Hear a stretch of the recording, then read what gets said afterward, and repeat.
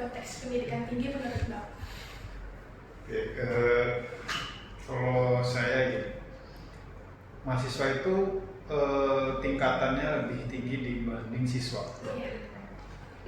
Selama ini saya memposisikan bahwa teman-teman itu bukan lagi anak kecil yang contohnya ketika mau ke pasar, saya harus membonceng anak tersebut, kemudian ke pasar, mau beli jajan apa, dan lain sebagainya. Yang saya lakukan adalah, bagi kayak ibarat pasar tadi. Kalau teman-teman mahasiswa mau ke pasar, saya hanya mengasih tahu naiknya ini, arahnya ke sini, silakan, di sana mau ngapain.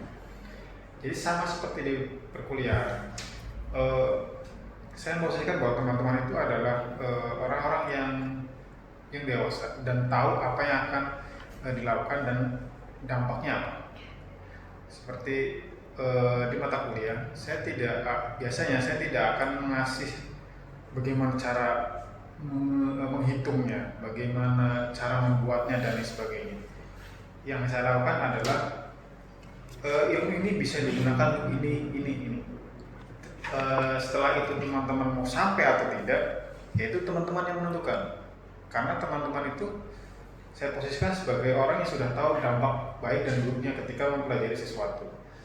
Jadinya saya tadi balik lagi, kalian adalah manusia-manusia yang sudah dewasa, yang sudah bisa berpikir jauh ke depan, tingkatnya itu lebih tinggi ketimbang siswa, ya. Sadarkan kalian mahasiswa kan, dan orang tua pun akan posisikan kalian itu adalah anak yang dewasa. Tidak diatur tidurnya jam berapa kan, tapi dikasih tahu bahwa kalau kamu sering begadang, dampaknya akan seperti ini. Nah, seperti itu. Jadi saya menganggap teman-teman adalah orang-orang yang luar biasa, dan saya selalu di kelas tidak menyatakan bahwa anak-anak. Saya selalu mengatakan di kelas adalah kalian teman-teman, karena posisinya adalah bukan lagi orang yang pintar dengan orang yang tidak tahu apa-apa. Posisinya adalah setara, itu teman diskusi. Kan di kelas banyak diskusi seperti itu. Nah, kan sekarang kan kurikulumnya sudah ganti ya Pak, kurikulum Merdeka. Nah, menurut Bapak sendiri itu kurikulum pendidikan tinggi di Indonesia beradaptasi dengan perkembangan teknologi dan kebutuhan industri saat ini nggak? Ya, kurikulum Merdeka itu sangat cocok untuk perguruan tinggi, karena kita tidak bisa berdiri sendiri. Semua industri itu tumbuh itu dengan multidisiplin. Contohnya, teman-teman nanti yang lulusnya jadi guru itu tidak mungkin hanya melulu belajar tentang IT. Maka di kurikulum ada namanya pedagogi pembelajarannya. Jadi gimana cara mengajarnya, bagaimana menghadapi siswanya, itu akan dipelajari. Makanya teman-teman yang tidak mendapatkan kurikulum Merdeka mungkin itu terlalu fokus dengan keilmuannya. Padahal contohnya seperti ini, di kedokteran itu butuh orang IT, butuh orang elektro, butuh orang desain, dan butuh orang DKV. Padahal itu kedokteran.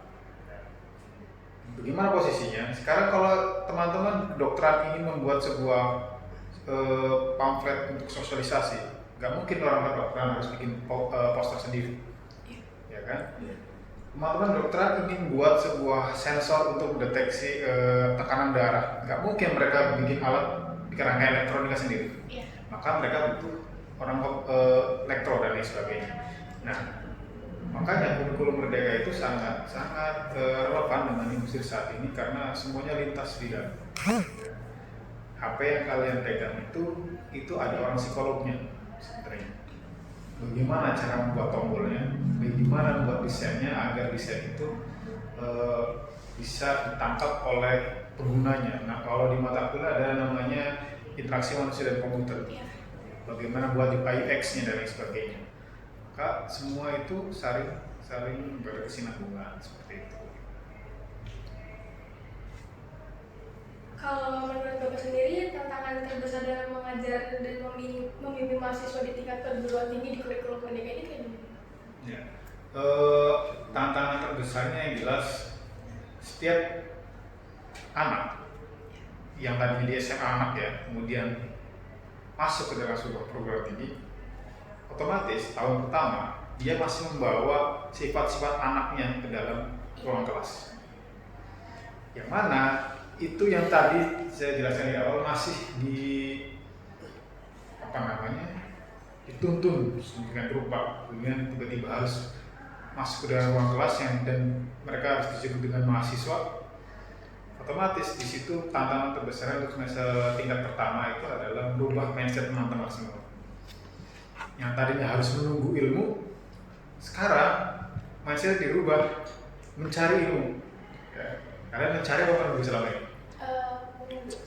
Nah itu harus dirubah mencari, karena ilmu yang kalian dapatkan di kampus itu sedikit banget, sangat-sangat sedikit dibanding yang kalian akan rasakan di luar. Kemudian dari sekian anak yang berubah menjadi mahasiswa itu membawa sifat, membawa isi kepalanya masing-masing, membawa visinya masing-masing. Saya yakin satu kelas itu masuk ke sini orientasinya beda-beda. Ya. Yang repot adalah ketika kita mengajar, kemudian kita tidak bisa tahu teman-teman itu maunya apa. Yang repotnya di situ. Kalau di ilmu di ekonomi itu ada namanya supply and demand. Saya kasih supply yang banyak, tapi permintaannya nggak ada, karena nggak nangkep, jadi sia-sia. Ya. Tidak ada timbal baliknya nggak ada, teman. Jadi saya ngasih cuma-cuma, tidak ada yang net, jadi kayak sia-sia ya, kalau ternyata. Tapi tadi pendekatan tiap Bapak Ibu dosen itu kan berbeda-beda. Bahkan mungkin teman-teman yang semester 1 ya belum tahu kan saya gimana kan. Tahu. Nanti yang nggak tahu orang semester 7 yang nggak tahu. Nah, maka itu dengan mindset yang beda-beda tadi, otomatis akan terkendala komunikasi juga. Anak zaman sekarang ada yang namanya mental. Saya nggak tahu teman-teman di kelas itu nanti ininya lagi kacau, saya nggak tahu. Tiba-tiba mengajar, celetukan saya ternyata nggak pas dengan teman-teman, tersinggung lah, moodnya rusak lah dari sebagainya. Itu problem anak zaman sekarang gitu, ya. Seperti itu. Jadi itu yang tantangan terberat saya seperti itu. Cuman saya mencoba untuk ketika mengajar sedikit banyak saya melihat ekspresi dari teman-teman ketika di kelas. Itu dari ekspresi kan kelihatan mereka lagi sedang apa. Ketika saya melontarkan sebuah kalimat atau jokes atau segala macam, lihat responnya seperti apa. Nah itu kan yang menjadi salah satu cara saya biar bagaimana menguasai kelas dan sebagainya. Karena teman-teman angkatan kalian itu luar biasa. Salah sedikit nanti ya itu tantangannya ya ini sebagainya. Nah, menurut Bapak sendiri, apakah setuju bahwa pendidikan tinggi seharusnya lebih menekankan pada kemampuan berpikir kritis dan kreatif daripada sekadar rasa pengetahuan? Iya, maka tadi di awal kalian itu kan mahasiswa. Kalau sekedar transfer dari ilmunya dari buku ke kalian, ya siswa. Tapi ketika ilmu itu ditransfer kalian menalar, ini bener nggak? Kok bisa seperti ini? Dampaknya apa? Nah itu kan kemampuan berpikirnya jalan. Maka banyak kalau kalian lihat di televisi dan lain sebagainya di sosial, pergerakan itu dimulai oleh teman-teman mahasiswa. Karena mahasiswa itu emang dituntut untuk kritis, berpikir kritis, tapi bukan kritis terhadap isu-isu gorengan ya. Kalian juga harus menerapkan kritis itu terhadap materi di dalam sebuah mata kuliah. Nantinya ada sebuah mata kuliah algoritma. Algoritma itu basicnya adalah logika. Kalian harus berpikir sangat kritis makanya itu bagaimana caranya membuat sebuah program itu jalan, alurnya seperti apa. Jika gagal seperti apa. Nah itu sangat diperlukan. Kemudian berpikir kritis juga untuk teman-teman mahasiswa itu sangat dibutuhkan untuk salah satunya adalah kontrol dari sebuah kebijakan, ya. Kebijakan bagus atau kebijakan di luar, ya, entah di masyarakat dan lain sebagainya. Makanya baik kalau kemarin kalian lihat di sosial media, itu ada salah satu mahasiswa yang menggugat di Mahkamah Konstitusi tentang batas usia pencalonan. Itu adalah hasil dari berpikir kritisnya teman-teman mahasiswa. Dan yang mengusulkan itu bukan orang-orang pejabat, yang mengusulkan adalah mahasiswa. Semuanya mahasiswa. Tidak ada pejabat atau tidak ada orang partai yang mengusulkan, karena semua itu hasil dari nalar berpikir kritis teman-teman semua mahasiswa. Tetapi karena teman-teman mahasiswanya satu masih, saya katakan masih polos, masih murni berpikirnya, maka dari berpikir kritis tadi kalian juga harus waspada bahwa cara berpikir kritis kalian akan ditumpangi oleh beberapa kepentingan di luar sana. Nanti kalian akan merasakan ketika pemilihan BMK, pemilihan HIMA dan lain sebagainya, di situ akan muncul miniatur dari politik yang itu hasil buah dari kritis teman-teman. Nanti akan dirasakan. Kalau sekarang teman-teman belum merasakan hal kayak gitu, nikmati aja gitu. Iya. Ya. Nanti akan sampai ke tahap itu. Bagaimana Bapak melihat hubungan antara teori yang dipelajari di perguruan tinggi dan penerapan praktik di dalam dunia kerja? Oke. Teori dan praktik itu sebuah satu kesatuan. Jadi tidak mungkin orang tiba-tiba praktik tanpa teori. Jadi praktik tanpa teori bisa, tapi akan sesat. Tidak ada gini. Kalau buat rumah, asal buat bisa. Jadi tinggal bata, semen, batu dan sebagainya.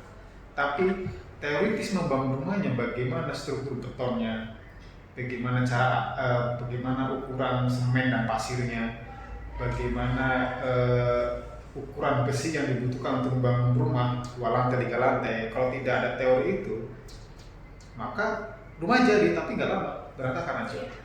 Karena tidak tahu bobotnya yang ditopang berapa. Makanya teori dan praktik itu satu kesatuan, tidak bisa dipisahkan. Kalau teman-teman nanti, contoh ini mata kuliah teori,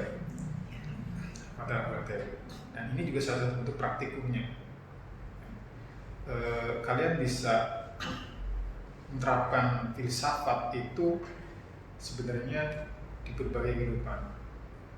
Kalau kalian mau fokus ke filsafat, itu kalian akan menemukan bahwa kalian itu tidak bisa apa-apa. Kayak sekarang, kalau kalian nanya ke saya, gimana Pak pendidikan? Semakin saya jelasin lama-lama kan, kok seperti itu ya? Kok ada lagi, kan kosong lama-lama. Makanya kalau di Sutong bilang kosong adalah isi adalah kosong. Karena semakin kamu cari isi, ini nggak dapat apa-apa. Makanya hubungannya dengan hubungannya dengan semakin berisi semakin rendah harusnya. Karena tahu dia ternyata tidak tahu apa-apa, semakin dia jadi tahu. Dan orang yang tinggi ya karena skupnya hanya di situ, merasa sudah tahu semuanya, udah praktik dia sudah ahli berkali-kali praktikum, bikin project banyak. Sementara di sisi lain teori itu ilmu tuh berkembang terus, tapi dia tidak mau, ya nanti lama-lama ya hasil praktikumnya dia, hasil proyeknya dia nggak akan kepake karena teoritisnya dia tidak menambah terus dari situ gitu. Jadi jangan memisahkan antara teoritis dan praktik, itu satu kesatuan. Berbicara mengenai karakter dan kepribadian seseorang nih Pak, bagaimana sih Bapak melihat peran pendidikan dalam pembangunan karakter dan kepribadian seseorang? Ya, ini yang agak sulit ya. Sampai sekarang pun saya masih mencoba mencari tahu karakter saya itu seperti apa. untuk menemukan karakter itu perjalanannya panjang. Iya. Sebelum menemukan karakter ya kita harus menemukan kita itu siapa. Kalian siapa sekarang? Kalian belum tahu kan saya itu diri kalian itu apa, saya mau ngapain, 5 tahun ke depan saya mau ngapain. Itu kan ketika sudah tahu siapa baru naik tahap selanjutnya adalah kan karakter saya kan seperti apa dan sebagainya. Dan untuk karakter di anak-anak sekarang, di belia sekarang ya karena susah, kalian terpengaruh hampir 80% terpengaruh oleh sosial media. Iya betul. Kalian itu nggak menemukan pure karakter kalian sendiri, kalian itu dipengaruhi oleh lebih dari 70% masukan dari sosial media, dari TikTok, dari gaya bicara, style, terus pola hidup kayak di sini, lain sebagainya. Itu kalian hasil dari orang lain. Jadinya mungkin saat ini kalian belum menemukan seperti apa kan?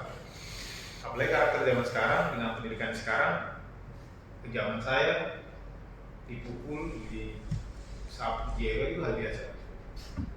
Dalam pendidikan, kalian nggak bisa masuk lapor polisi. Karakternya udah beda. Karakter kalau saya karakternya mungkin saya bisa katakan karakternya tahu ketika di sekolah atau di sekolah ya itu melakukan kesalahan dihukum, ketika pulang itu langsung ditambah hukumannya dari orang tua. Tapi sekarang ketika kalian dihukum ada yang tidak terima, akhirnya membentuklah pola atau karakter yang satu manja, dua tidak mau bertanggung jawab dengan apa yang sudah dilakukan, pasti dilempar kan. Kalau melakukan kesalahan daripada saya harus bertanggung jawab dan merasa bahwa saya itu salah, ya saya lempar aja ke orang lain. Nah karakter ini yang susah. Kemudian karakter ini lagi tentang disiplinan dan sebagainya, korupsi dan sebagainya itu kan dimulai dari kita sendiri. Kita sudah mulai korupsi dari kita kecil. Iya sebenarnya. Karakter kayak gitu yang susah dibilang. Yang bisa menghilangkannya diri kita sendiri. Kayak gitu. Berdasarkan pengalaman Bapak nih, apa tantangan terbesar menurut Bapak yang dihadapi dalam dunia pendidikan pada saat ini, Pak? Ya, tadi saat ini karakter besarnya memberi ilmu dan menghadapi karakter kalian itu yang macam-macam. Sekarang itu ada mental health pecah lagi, ada bipolar, introvert, extrovert, apa lagi mas saya nggak tahu. Dan sebagainya. Itu menghadapinya kan repot. Treatmentnya juga berbeda, cara pendekatannya kan berbeda. Itu yang membuat saya juga sampai sekarang masih kesulitan menghadapi beberapa mahasiswa. Ada mahasiswa yang sekali saya kasih tantangan, dia berani menjawab tantangannya. Ada beberapa mahasiswa yang ketika saya kasih tantangan membuat sesuatu hilang. Banyak. Kalau di total mungkin saya udah ngasih beberapa uji coba kepada beberapa mahasiswa. Ada 20 ada. 20 mahasiswa sini tingkat di atas kalian berarti. Saya kasih proyek banyak dari beberapa anak. Tiap anak beberapa 1 atau 2 proyek. Dan yang berani sampai sekarang itu baru 1. Yang berani apapun yang saya kasih dia bisa dan ngulik dan lebih dari yang saya minta. Itu baru 1. Sisanya hilang. Apa kabar? 2, komunikasinya dengan yang bersangkutan tadi. Karena yang bersangkutan sudah tahu saya seperti apa dan saya tahu dia juga seperti apa, akhirnya enak komunikasinya. Kasih proyek ini, akhirnya berhasil. Ya tadi, akhirnya hubungannya bukan mahasiswa dengan dosen, adalah mitra. Nah, tantangan saya pengen minimal ada beberapa anak yang bisa saya jadikan mitra. Saya sering dapat job dari luar, saya lempar langsung ke mahasiswa. Keinginan saya adalah mahasiswa tahu kebutuhan di industri seperti apa, bukan hanya proyek mata kuliah, tapi benar proyek realnya seperti apa.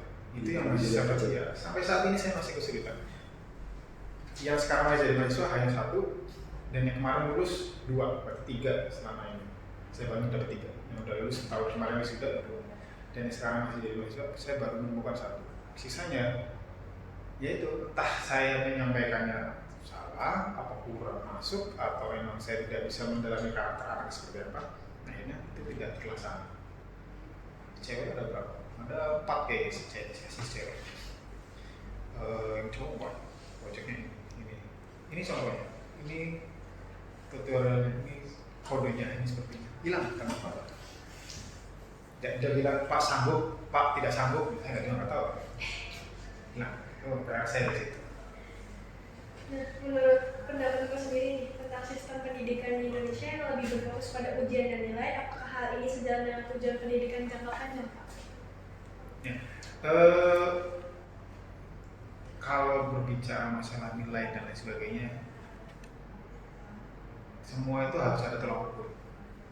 Ketika kalian dinyatakan bahwa lulus tidak lulus, harus ada tolak ukur. Entah tolak ukurnya nilai atau apa. Tapi kalau berbicara di sekolah menengah ke bawah, saya setujunya dengan nilai. Karena siswa itu masih harus dituntun untuk mendapatkan sebuah target, tidak bisa dilepas. Salah satu bentuknya adalah ujian nasional atau nilai. Ketika tidak ada target, maka si anak-anak ini ya tidak melakukan apa-apa, ya kan? Kamu angkatan COVID? Bukan. Ada ujian nasional? Nggak ada. Lulusnya pakai apa? Ini kayak ujian sekolah. Kalau di sekolah saya sendiri pas itu tuh setiap bulannya tuh ada yang namanya kayak ujian bulanan. Nah, itu kan bisa bentuknya per materi pun ada nilai. Iya. Nah, ujung-ujungnya adalah tolak ukur batas. Kalian itu ada batas. Ketika itu tidak ada, maka manusianya tidak ada target apapun. Kalian tidak ada target apapun. Mau lulus enggak belum? Akhirnya kan, karena apa ya? Nggak penting. Tapi kalau distandarkan ada nilai dan sebagainya, maka itu salah satu pemicu kalian untuk mencapai sebuah target. Kalau saya kayak gitu. Kalian masuk PTN, itu ada target nilai. Iya. Bagaimana cara mencapai target? Harus belajar. Ketika kalian belajar, otomatis dapat ilmu baru. Nampak juga kan? Ketika tidak ada standar, contoh di sini, anak teman-teman KIP, itu masuk KIP, tidak ada target apa-apa. Apa yang kalian dapatkan? Masuk aja. Akhirnya motivasi belajarnya nggak ada, karena tidak ada yang dikejar. Kalau di PTN ada nilai yang harus batas, ambang batas harus masuk, belajar otomatis mindsetnya berubah. Saya sudah susah payah masuk ke kampus ini, ya kok saya enak-enakan? Ya mau ngapain? Selain belajar, muncul standar di dirinya pun dapat. Sekarang teman-teman tidak ada standar, akhirnya adalah kami juga lulus. Ini saya ikuti sampai sekarang di sini. Saya salah satu yang belum ada tes kalau ya, karena saya berorientasinya ke logis, semuanya harus logis. Kalau saya tidak bisa, ya ada sisi perasaan, cuman saya lebih banyak ke logis. Teman-teman angkatan di atas kalian sudah tahu BSC seperti apa.